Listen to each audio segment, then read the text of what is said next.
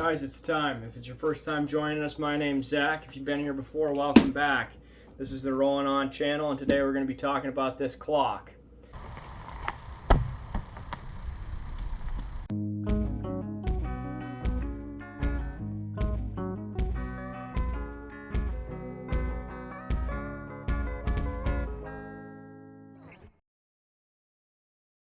So I have my laptop here. Normally, videos like this are a little bit scripted, but I brought my laptop here because I can't remember all this stuff.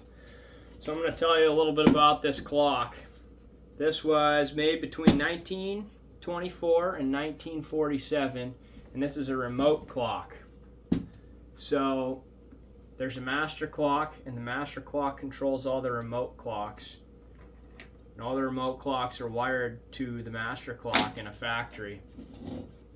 So your employees are all clocking out at the same time because all the clocks run off the same time, which is set by the master clock.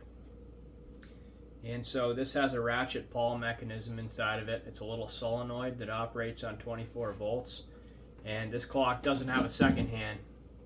So every minute, 24 volt solenoid goes bing, hits the little ratchet pawl mechanism and turns the minute hand another minute. So this particular clock is made by IBM. It just says International on the front of it, but you can read the logo, and I'll zoom in on this for you. It says International Business Machines Corporation, Endicott, New York, USA. So this company started on a 1919 patent for this type of clock system. And these mechanical systems are just fascinating to me. I love early manufacturing and early mechanical systems. I guess this is electromechanical, but this particular mechanism was invented in 1919, and the time clock itself was invented in 1888 by the Bundy Adding Machine Company. And so the Bundy Adding Machine Company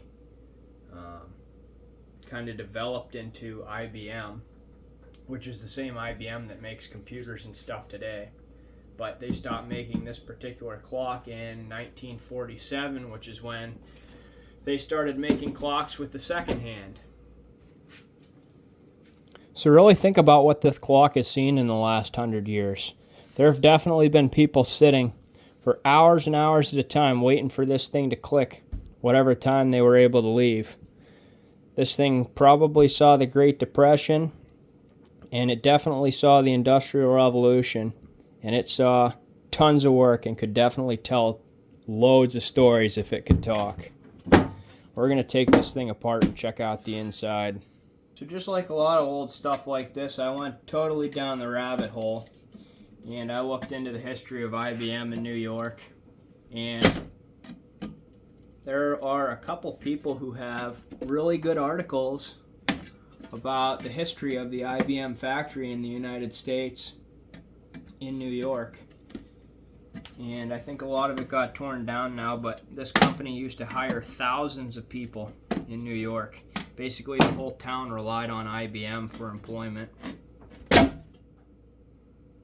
We have 3 wires that come in here, and here's the mechanism. If you go on the internet, you can find prints for the patent on this in 1919. Really neat that somebody figured this out.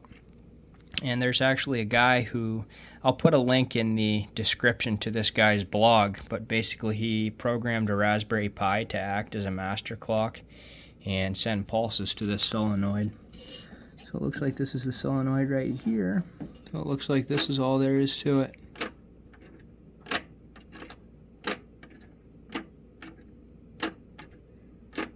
Seems simple enough, but it really isn't. I'm gonna see if I can hook a power supply to this and get it working. I'd be ashamed to ruin this though.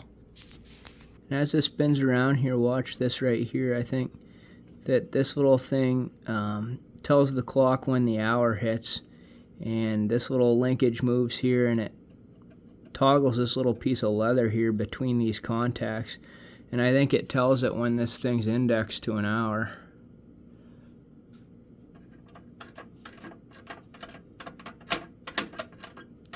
So you saw that? It switched sides of the contact, and then it switches back up.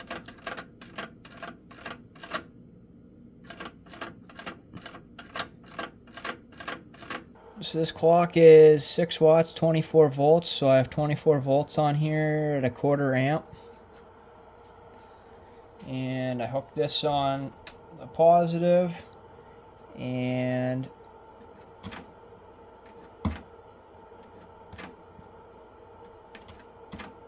then this little piece right here is about to come up over this lip.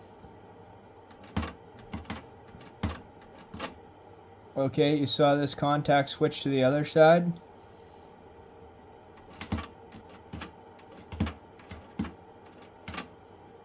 Okay, you saw it switch back.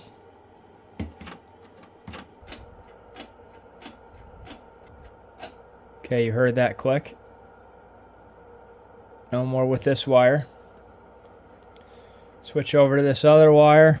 Clock knows it's about to hit 3 o'clock.